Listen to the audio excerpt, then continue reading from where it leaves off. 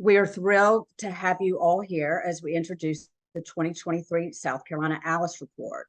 I would like to welcome and introduce Giff Daughtridge. Giff is our Tocqueville Society Chair this year, but he has served in several capacities through the years as a member of our board of directors and on the campaign cabinet. He has also been an advocate in the workplace. Giff spent nearly 39 years at Nucor Steel and recently retired this past year. He now enjoys consulting with manufacturing leadership groups on safety and leadership and traveling and spending time with his family. Thank you for being here, Giff. Louise, thank you very much. I would only add, I spent all my time thinking about our brand new grandbaby, but that's not of interest to anybody else but me. So, but thank you this morning. I will be brief because your time is valuable, right? Time's the one currency we all get to spend and invest, and there's only so much of it. So our goal today is to add as much value to your time as possible. And our CEO, DJ Hampton, and Katie Reams are going to fill you in on ALICE. And I think it's really exciting for people like us. We believe in supporting people. We believe in supporting the community. We recognize the broad impact the Trident United Way can have in helping people. And so to get together to hear about this today, I think is great. When you hear about ALICE, it's asset limited, income constrained, and employed people. And the only two things I'll mention before I turn it back over to Louise is, one is we know these folks. You know them, I know them, we see them every day, we talk to them, we see them at work and at church and in stores. And the other thing that really was impactful to me was realizing these folks are working hard to take care of themselves, take care of their families, create a future they want to live out. And every day, either consciously or maybe just subconsciously, they live with a fear that an incident or an event, a medical bill, if not even a loss of job, a loss of hours on a job, childcare, something to do with their transportation, can be a tipping point for them. And that's why I think the focus on ALICE and these folks is so great. And I really appreciate Trident United Way giving us time today so we can learn a bunch about this. Please feel free and actually please ask questions, make comments, and let's get as much value out of this time together as we can. Again, thanks so much for being here this morning. Back to you, Louise. Great. Thank you so much, Giff. I would now like to welcome DJ Hampton, our president and CEO of Trident United Way, who will give us an overview of ALICE. DJ? Thanks, Louise. Can you all hear me okay? Excellent. So my name is DJ Hampton. Next slide. Katie Reams and I are going to take a couple minutes here to walk you through United for ALICE.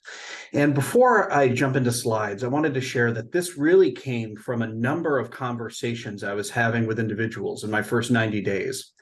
And I met with about 100 folks over those first 90 days, many of the people on this call, and I asked the same questions. And what I heard was some variation of the biggest challenge facing the Charleston, Dorchester, Berkeley County area over the next 10 years involves some type of affordability, whether that is housing, transportation, healthcare costs, food insecurity, daycare, and other things that affects a household budget.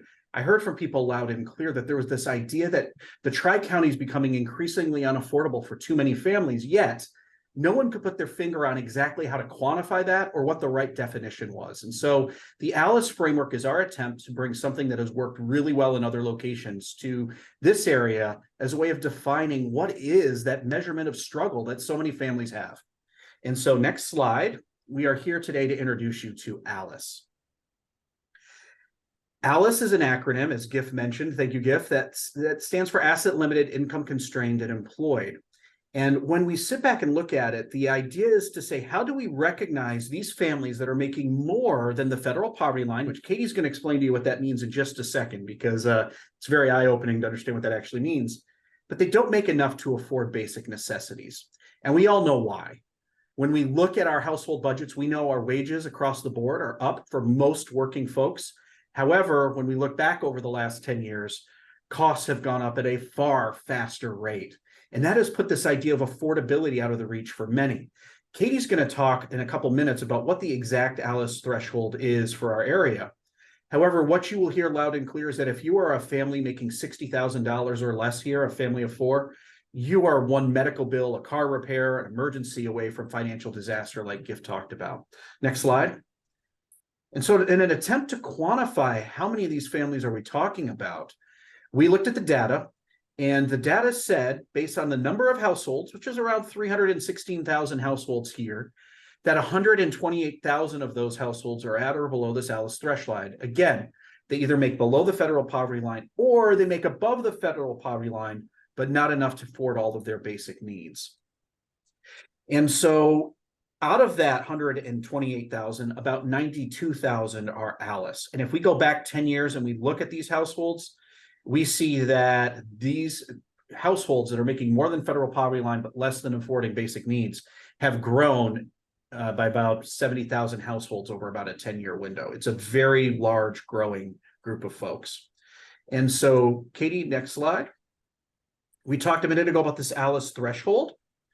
The ALICE threshold is simply a way of saying anyone who is poverty line or below, but our ALICE is above the federal poverty line, but below the cost of living. So it is federal poverty line, which for a family of four is about $30,000 here. And Katie's going to walk you through that in just a second. Or making less than that 60,000 to 70,000 mark. And so many of these families have multiple jobs, but they're still living paycheck to paycheck without any real financial cushion that they could fall back on. And with that, I will ask our expert, Katie Reams, to do this. Katie is our new director of United for ALICE statewide, and she's been looking here at how we bring other United Ways in the state to embrace the same framework, but also at the same time, really figure out how this can be leveraged to shape public policy, but also the work we are doing. And so, Katie, it's a pleasure to introduce you to this group. Thanks, DJ. I appreciate that. As DJ mentioned, my name is Katie Reams, and I'm the director of United for ALICE here at Trident United Way. I know some of you might know me as the 211 lady for the last 4 years. So it was an excellent transition to continue to discuss what community need looks like from a data-driven place. We always want to make fact-based decisions when we look at what our community needs and what those solutions look like. So we're super excited about this work and this report. And so what ALICE from a whole is a report. ALICE work is a report coming out of the United Way of New Jersey. It was so effective and popular. Other United Ways in other states said, we love that. Can we do it too? And they said, yeah. They have a very clear, transparent methodology with a research team where they create these reports. So just to be clear, it is not me that makes this stuff up. It is not me clicking away in my office that has come up with this. It is a very well-developed and well-educated research team that does this work for each of these states. We are state number 29 to come on board, with several more in the Southeast coming online in the next year. And so we're really thrilled about this work. This is also, as DJ mentioned, it is a statewide project. And so there are 14 participating United Ways with us in this work. And so we are really thrilled about this. I joke with them all the time and said, guys, this is our first group work. And it kind of is. We are doing this together, truly united, to move and expand the conversation. And so I want to be really, really clear about something. When we talk about ALICE, and when we talk about working with these families, we are just expanding the conversation. We will not, nor will any of the other 14 United Ways that are working with us in this project, we will not stop working with families that are at or below the federal poverty guideline. We will continue to be in that space and continue to be in that work. We are just expanding our conversation to really be mindful of what the true community need looks like and paint a right-sized picture. And so as we talked a little bit about earlier, it's important to understand what that federal poverty guideline is.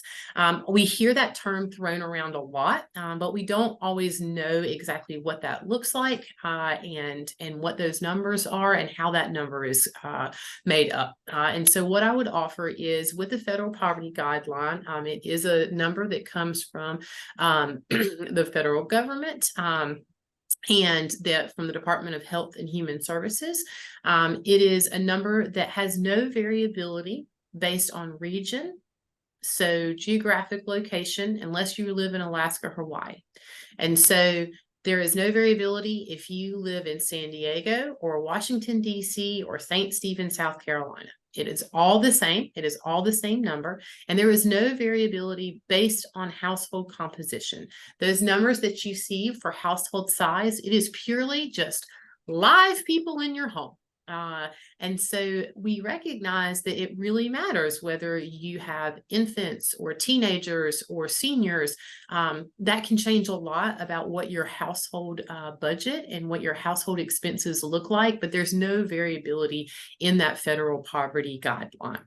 And so what the ALICE model offers, and we're going to walk through that more as we go through today, they offer that variability. They offer variability for region, they offer variability for household composition, and they offer variability in the breakdown and categories of the model. And that's the other thing that we see in the federal poverty level budget is you don't know the breakdown of the federal poverty level. That does not exist. You can Google it all you like. We do not know what that breakdown and percentages look like in the federal poverty level. And so what we recognize is, unfortunately, that model is inadequate, but we base most of our benefits from a state and federal level off of that level, or at least some percentage of that level. And most of our nonprofit work, our service and programs that we use to support families are also based off of that model. And so what we would offer is that we need to look at a more right-sized, fuller picture to understand what our families experience and what their monthly experience is like trying to meet basic needs and pay those bills on a day-to-day basis. So as we move forward, what does ALICE look like in our Tri-County area? So you'll see this breakdown of total households. So you'll notice we talk about households when we talk about ALICE. And that's because a household can be one individual. So we may be talking about one person, but we also recognize that a household may be comprised of 2 or 3 seniors living together. It could be comprised of 2 parents with 2 or 3 children. It could also be comprised of a single parent with 3 or 4 kids, maybe even raising some nieces and nephews. So we recognize that variability of that household composition is really, really important. So we talk about households. So you can see the breakdown of total households in the Tri-County area, the percentage of those households that fall below the federal poverty level in our area. And what you'll notice is that 10, 13, and 9% are actually a little lower than the state average. The state average for federal poverty level is actually 15%, and that's a good thing. And we often hear that we are doing very well economically in the Tri-County region, and that's true in a lot of ways. But what we miss when we are having this conversation is that there are a lot of individuals that fall in this ALICE space, that there are a lot of households that, as you can see, fall below that ALICE threshold. That means that they are working at least one job, if not more than one job, but they simply don't make enough to make ends meet. They cannot pay all of their bills each month. Or if an emergency comes up, it puts them way, way behind. It puts them at risk of falling into poverty or getting evicted or becoming homeless. And so we recognize that, especially in our area and other coastal areas, you see lower rates of poverty sometimes, but incredibly high rates of households that would meet in that or fall under the ALICE threshold because of high cost of living, especially around housing, and a lot of hourly jobs where there is not necessarily full-time employment or benefits offered. And so that's typically what we see in our area. You can see an even farther breakdown as we move on to this next slide. of what that looks like in each of our specific kind of towns and cities in each county. And you can see that it's important that we drill down into these specific areas because, as we well know, in our area, some of our areas are much more affluent than others, and some experience much more financial hardship than other areas. And that often can be because of geographic barriers, because it's difficult for individuals to get across bodies of water and bridges to get to jobs that are full-time and offer benefits. We also recognize that it can be difficult for individuals to have access to good, reliable transportation. And we also recognize lots of individuals move down here that are retired and are in these certain areas sometimes because that's where they want to live full time, but are retired and not working. And so it can impact all the numbers that we're seeing. So we like to look at this breakdown. A good example of why it's good to look at this breakdown also is you'll see right here in Berkeley County.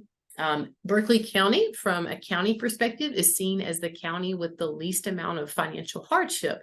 And our team was like, what? We were very surprised when we heard that when we first got our report. But what we recognize is this Wando area at 24% really mask a lot of the other areas there in Berkeley County, especially an area like St. Stephen that experiences 77% of their population being at or below the ALICE threshold. So again, drilling down and our ability to do that in these reports with these county snapshots is incredibly important because we want to be able to have a good picture of what our communities experience on a daily basis. And Katie, if I could add one point. Please do, back on DJ. that last slide. Yeah, You absolutely. could go back a slide. I sure will. This is one of the biggest challenges that I've heard as we're explaining ALICE to groups is I hear somebody say, I live in XYZ area, Wando, Mount Pleasant, or another location.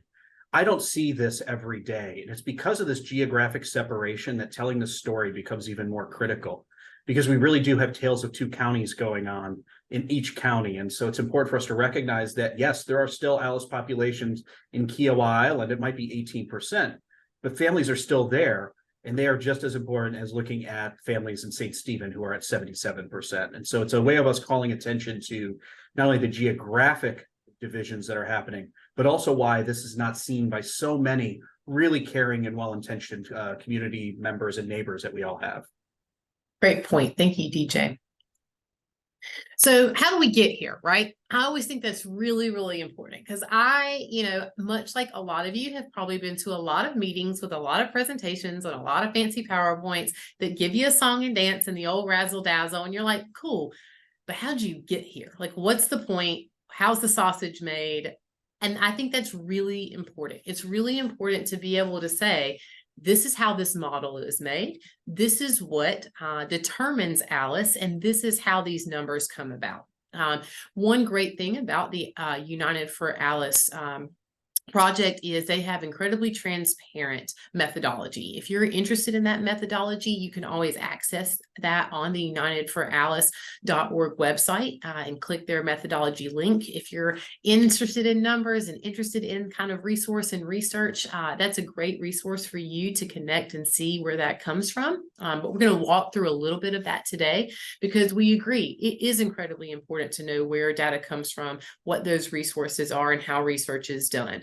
And so the budget that would determine whether a household is or is not falling under the ALICE threshold is determined based on these categories that you see here on your screen.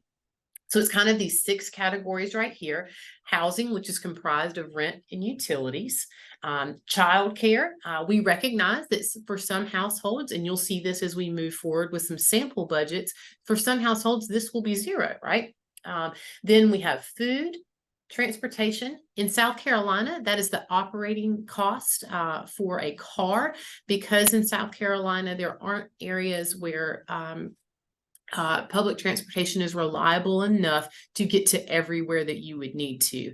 It's just not reliable enough. You may be able to get to work, but you can't also always get to childcare, doctor's appointments, and everything else you would need to. So it is based on the operating cost for a car. Then healthcare costs. It also accommodates for the fact that South Carolina is not a state, one of the states that has not expanded Medicaid, and the increased cost for families there.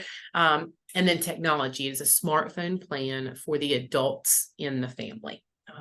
And then the only kind of extra in the entire budget is 10% for any other part of that category. So that could be hygiene items, that might be the money needed to get kiddos ready for school and starting a school year. That might be as we're moving into the holidays, Christmas for kids and your families. That is all that is extra in these budgets, and it may just be for emergencies, fixing brakes, transmissions, whatever that is.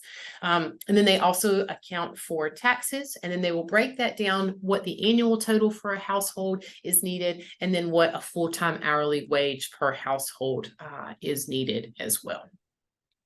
And so you will be able to see even more details in that in the report. We will make sure to send both links to the report and the methodology to you at the end after this meeting today, so that you guys have access to all of that information to dig a little deeper. So this is a good example. We're going to show a couple of different breakdowns, but this one specifically is for the state of South Carolina. So this is just kind of an average for state of South Carolina of what this breakdown would look like. I would offer that this is a conservative budget, and it is conservative deliberately, recognizing this is just to survive and meet basic needs. This is not fluff. This is not extras. This is not luxuries. This is none of those things. This is just to meet those basic survival needs for the family month to month. And so as you can see, we have the ability to break down between the household compositions. And then I'll show you in a minute how we'll have the ability to break down between different areas. One of the key things I would offer, you can see the changes as households may or may not have children, as households would have different healthcare needs. You'll see a large difference there and a large difference in these food categories. In addition, you'll see some big differences in tax credits. What I would offer is several of those tax credits are no longer available. They were not renewed after 2021. And so the child care tax credits that were not renewed after 2021 would no longer be factored in beyond this and would not be money. And so that total amount would actually be higher than a lot of those households would need now with children, because they would no longer qualify and get those tax credits because they don't exist anymore. And so you'll see that for a single adult in South Carolina, the average needed would be at least $25,644. For a family of 4 with 2 young children would be $58,000. Then as we move into even more specifics, what we're able to do, with the Alice Project, there's a ton of excellent information on the website. We have a specific website to South Carolina, which is great, where all this information is available in a dynamic way for our community partners to use, for us to use, and for y'all to use. And so one of those ways to engage with this work is you can break down these specific survival budgets for whatever counties you want to select in South Carolina. And so I selected our 3 counties. So this is the average for our 3 counties, Dorchester, Berkeley, and Charleston County, and what those breakdown in budgets would look like for these different types of households here. And so you can see a good example would be, as we just talked about, a single adult in the Tri-County region as opposed to South Carolina is actually significantly more. It's actually $6,000 more than what the average is for South Carolina's. So you would actually need to make $32,500 as a single adult just to survive in living in the Tri-County area. And then if we go back to those 2 adults with 2 kids in childcare, we're up to $68,000 living in the Tri-County area. And so just recognizing that is just, when we start talking about money, we're just talking about meeting basic needs. We're not talking about extras. And so we just want to paint those right size pictures. And as we remember, kind of thinking back on that federal poverty level and those federal poverty guidelines, remembering that a household for a family of 4 to that federal poverty guideline is 26,500. And so obviously that is a huge gap in between those two numbers. And we really want to start making sure that we're putting in place programs and services and information and education, and talking with our elected officials and talking with our corporate partners and our business partners and our donors about what does that look like to meet those needs and have those conversations moving forward. So in the state of South Carolina, you can see that there is a lot of variability, and we love that we're able to have these conversations, because we do and are participating again across the state with all of our local United Way partners. And so you'll see how that impacts. The darker the color here, the more financial hardship that individual county is experiencing. And so I think that there will be some ones that are not surprising to you, especially in that PD region. They are the most impacted by that financial hardship and up and down this 95 corridor. But recognizing that a lot of our areas are very impacted. In fact, South Carolina is ranked 33rd in the country for where we fall with the number of households that fall at or below that ALICE threshold. So as we break down what it looks like as far from a labor and wage context, I think that's super important. And so of working age individuals in South Carolina, so that's individuals age 16 or older, in the state of South Carolina, only 21%. I am still completely bamboozled by this number, like made me like sit down. This number bowled me over so much. Only 21% of working adults work at a full-time salaried position. So I'm gonna say it again. Only 21% of working adults in South Carolina work at a full-time salaried position. And so when we think about things like job security, the ability and flexibility to go to doctor's appointments, have health insurance, have retirement benefits, have PTO and sick leave and still get paid, the ability to go to parent-teacher conferences, to go pick up a sick kid from work, and do those things without being worried about, am I going to get paid? Am I going to get fired? That is a benefit that's really only afforded a small percentage of our working force population, and recognizing that so many others are working part-time hourly or full-time hourly, and lots of them, based on the statistics, want to be working full-time or want to be working full-time salary, but they don't have the opportunity to do that, either because they're not in a location where that work exists, or they have other barriers in their lives like transportation or childcare or health issues that prevent them from doing that.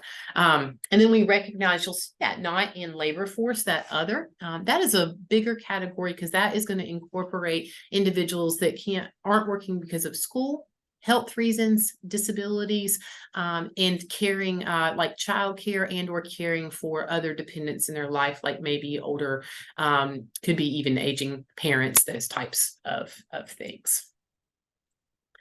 Then here in our last slide, as we wrap up talking about the report, and then we'll move in to talk a little bit about the work that Trident United Way is doing around this report, and then kind of what our next steps are.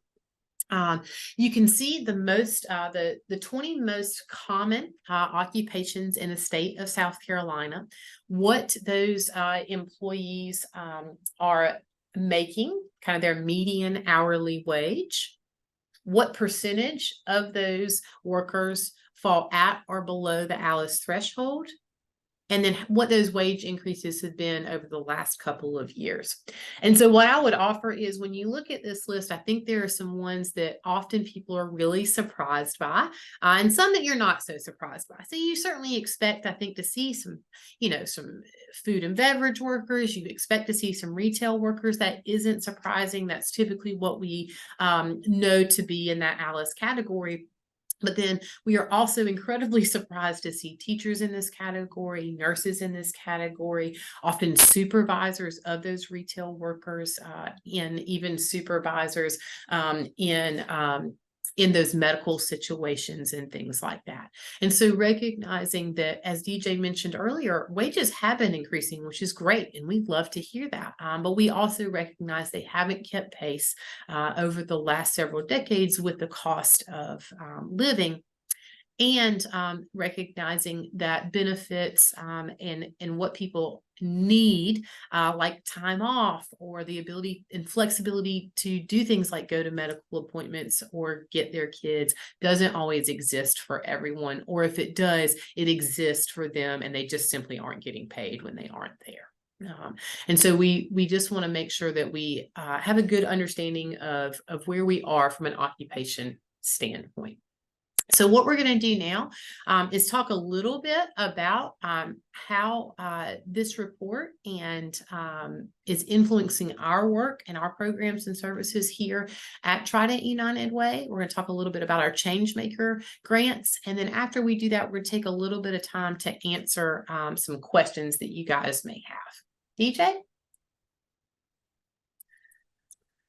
Thank you all for being on, and thank you, Katie, for that great update. It's really wonderful to see all of you, our best friends, here on this call today. And so we're going to talk in a minute about Changemaker grants, but before we do, you're probably asking what you can do to help. First, we know the challenges that are facing Alice families are really complex, and there's not any one single solution that's going to solve anything. If you are an Alice family or you know someone who is, the United Ways of South Carolina have resources that could offer support via the 211 helpline, which provides information about referral and health and human service resources. They're 24/7, 365 days per year. It's free and confidential, and we see a lot of success referring people to the resources that they qualify and need. If you're an employer, think about the benefits and how you can lower the household costs to an Alice family. Raising paychecks alone is not going to solve this challenge. And you can also think about helping us in advocating for policies that'll make a difference in the lives of Alice families. For example, helping us support policies that would increase access to affordable health care, housing, and childcare. And at the same time, a minimum wage to help make a living wage for those families who are at the extreme ends of the spectrum. And we know it's not just about providing direct assistance or advocating for policy changes. It's about us acknowledging the very real struggles of these hardworking families and then aligning our work around supporting them. And so one of the things you'll see on the screen is the Changemaker grants. This is an evolution of the allocations model that has been built over the last 40 years here. And in the last quarter, we awarded our first round of Changemaker grants. They were specifically, you'll see that Q1 around capacity building. And so we set an open call to nonprofits. And we just said, come one, come all. If you're interested in this, here's a very simple application. Tell us what is in the barrier of you doing your work at a higher level. And we will fund it for those who are there. We thought we would get 30 to 40 proposals. We ended up with over 85 proposals. All were incredibly unique and had high needs and were everything from training to DEI across the board to a refrigerator for fresh produce at $800, like just a large spectrum of applications covering all sorts. And we were excited that the board saw the need and awarded $200,000 towards a group of nonprofits. And what was fascinating is a big chunk were groups that we had never partnered with or funded in the past.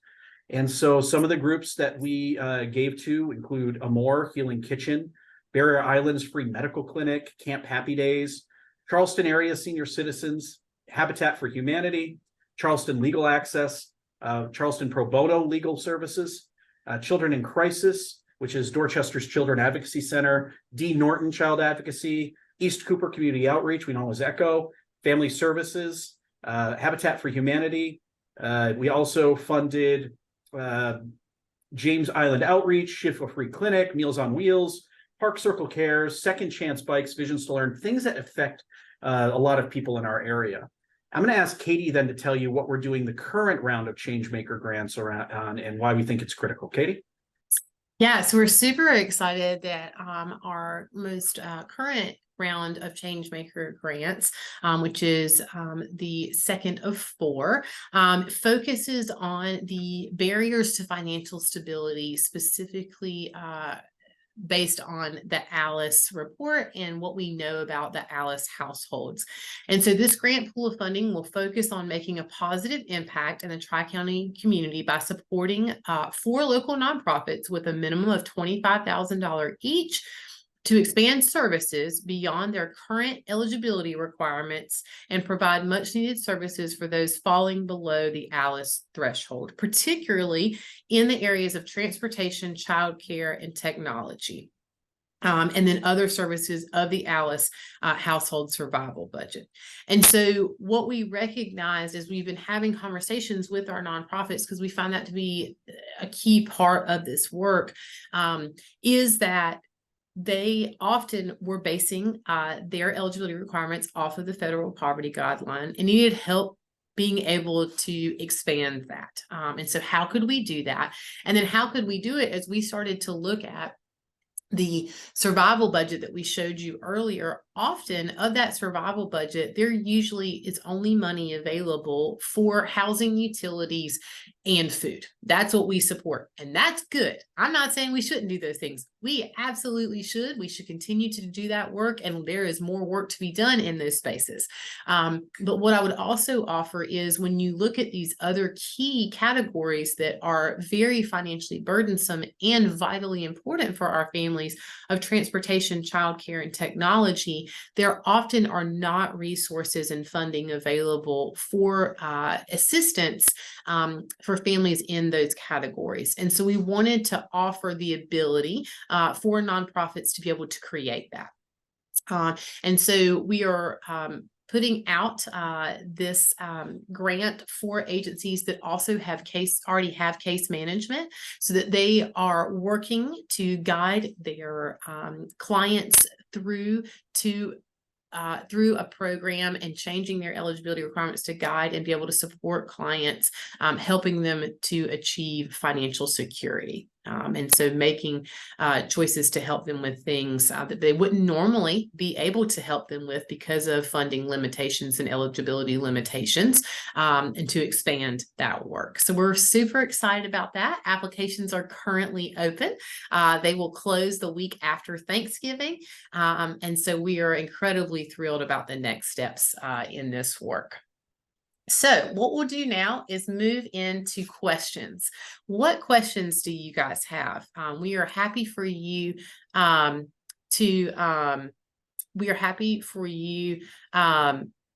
put things in the chat box.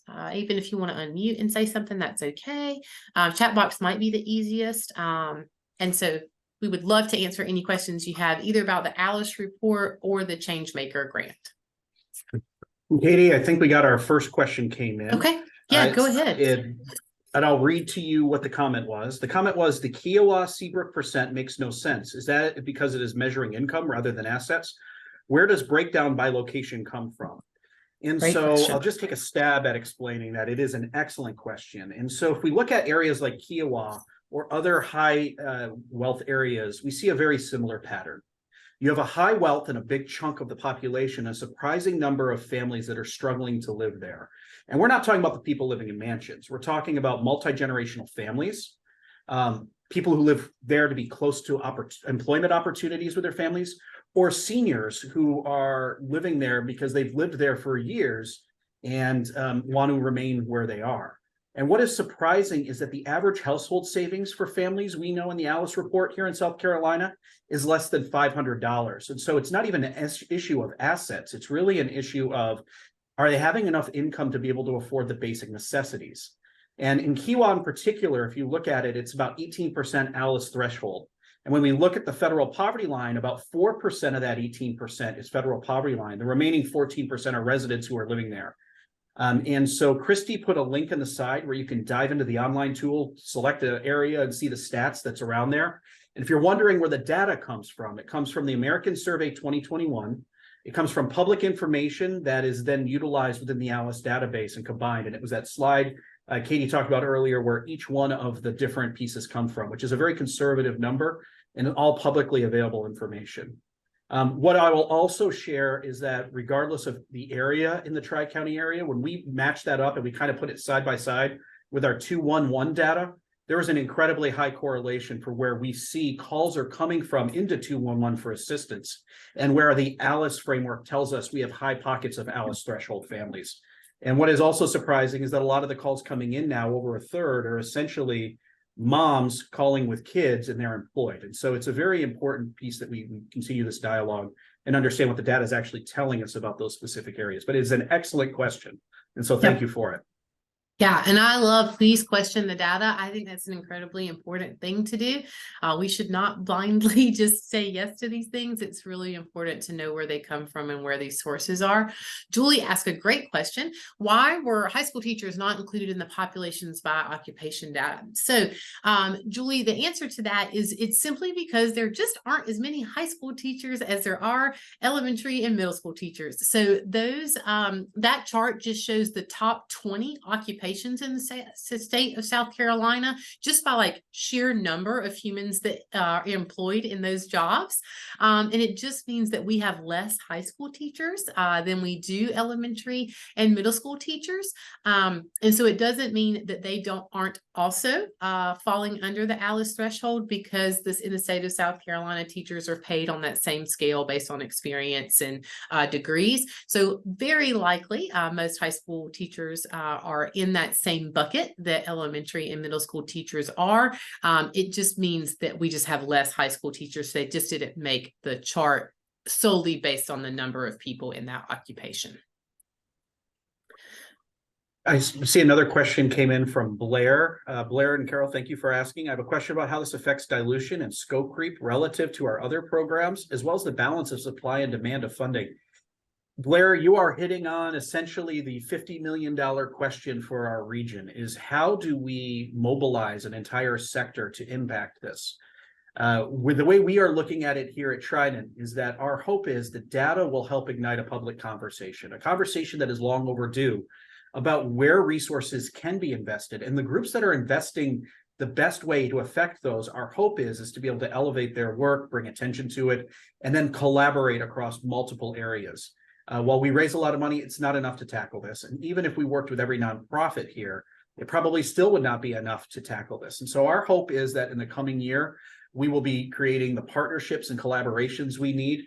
Think us, for-profits, government, chambers, and other groups across the region to really think through, how do we tackle this? It's not only an employment challenge, it is a future ability for this community to thrive with people right now in high school, college, and in their early 20s. And so it's a really great question. You have our pledge here that we will be spending the next 12 months looking at the data, trying to understand what exactly it means for our work, and then partnering with the board to identify where our best spot at the table is here, whether it's really deep in one aspect of ALICE and then partnering on the other areas, or we pick a couple areas of the ALICE work and do it.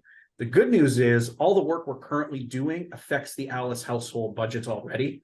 And so this lines up really well with our work. If you think the resource centers, tax prep, food distribution, those things already affect the ALICE population. And so from a current mission perspective, it aligns really well. The question is, what do we do down the road? Do we continue with that same group of programs? Do we rehome some and move them elsewhere while we invest in other areas? That's a question for the board and community volunteers to figure out with us. So it's a great question, Blair. Did I answer it for you, or did that not, did that dance around it? Okay, thanks, Blair. And Blair, what we're hopeful for is that, and we're really fortunate that nonprofits are also asking themselves the same question based on this report. So we're already scheduled. I'm already set to go meet with the board for Our Lady of Mercy after Thanksgiving, and I'm already on the docket for Origin SC and connected to meet with ECHO's board soon as well, to have those same conversations. What does this new information look like for them? How does that impact their work, what they're doing in their programs and services? So I think it's a great question, and one that we're not the only people asking, and we're going to help other nonprofits ask as well. Bruce asked a great question. What's next in Q3 and Q4 for the Changemaker grants? And so the next set of grants will be in Q3 will be focused on communities of color. So it will either be an agency that is led by a person of color or focuses specifically on serving communities of color. And then in Q4, based on data, especially as DJ just referenced with 2-in-1 data, where we know there's an incredibly high community need, and then was also supplemented and reinforced by data that we got in the Alice report. We know that the zip codes of 29405 and 29406 are high need and low resourced. And so that last and final round of grants will focus on needs in those 2 zip codes. Excellent. Cassandra asked a question, really great. How often is the data refreshed? Recent inflationary pressures have impacted both wages and costs, but not necessarily at the same rate. It's a brilliant point, Cassandra. And Katie, do you want to answer our current plans and the quarterly updates that'll be happening? Yeah, that's a great question, Cassandra. So the good news is we get new information about every quarter. And so our next release of information will be a dashboard that is going to focus on household affordability when it comes to housing, which I know will be really key and crucial for our area. I think Gianna was on earlier. So Gianna, I promise you, as soon as I have more information, I will get with you very quickly. And so we're really excited about that. And then as we move forward, we'll get areas on areas in focus specific to specific populations. It may be veterans, children. So we'll be able to focus on those areas. And then we'll also be able to do work specifically in like areas of wages. And to your point, there was another report, and I can make sure it's included in the follow-up email, called Cross Currents.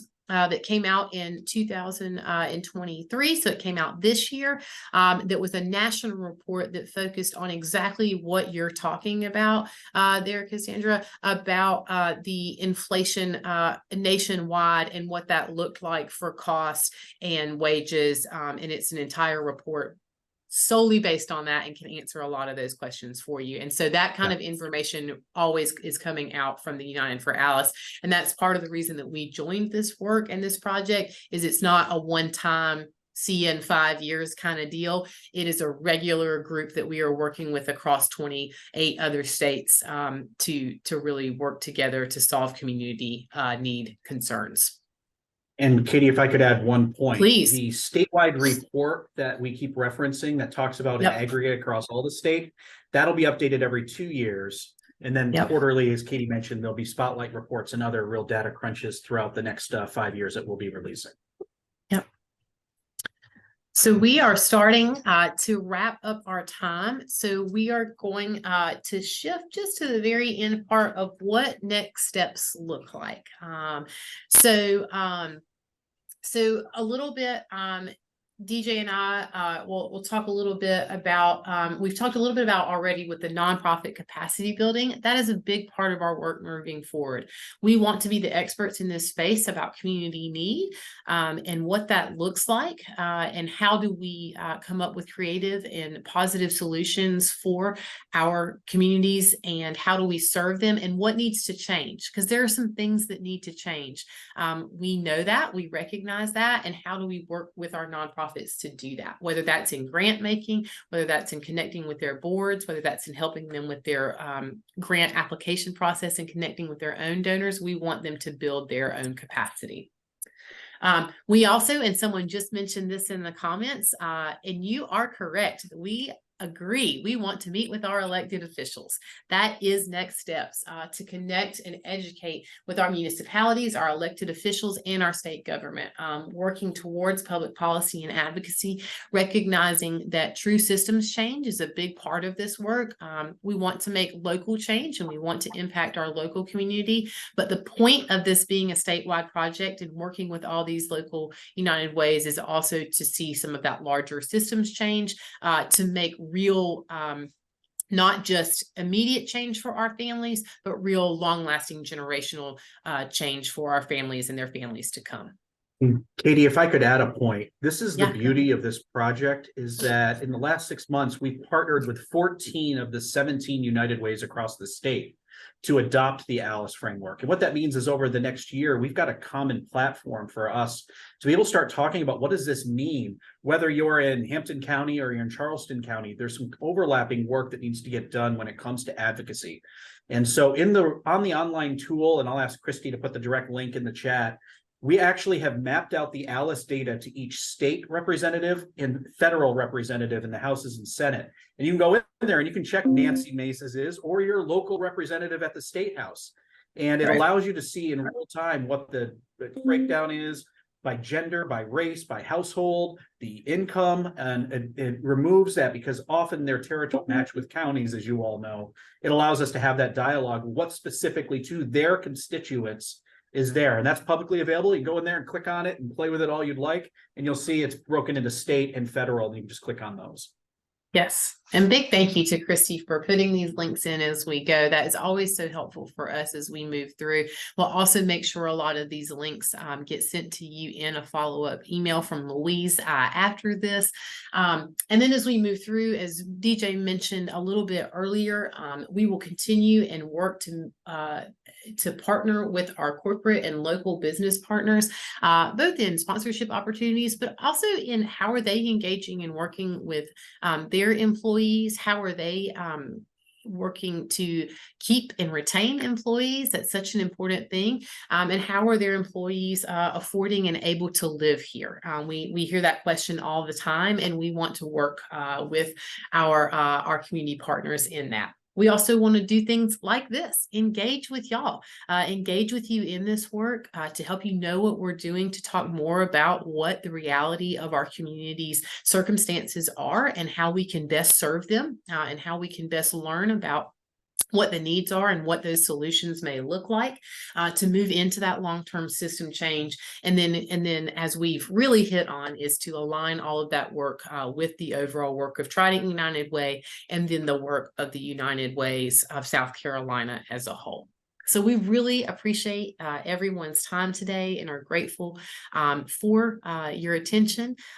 We welcome your conversation and your questions. We recognize this is a ton of information. The report itself is 39 pages, not including the 96 pages of snapshots for each county. So if you have questions, please follow up with Louise, DJ, or myself. We are more than happy to answer those questions and connect you with what maybe next steps you would like to involve yourself with in this process. Thank y'all. Have a wonderful day. Thank you so much.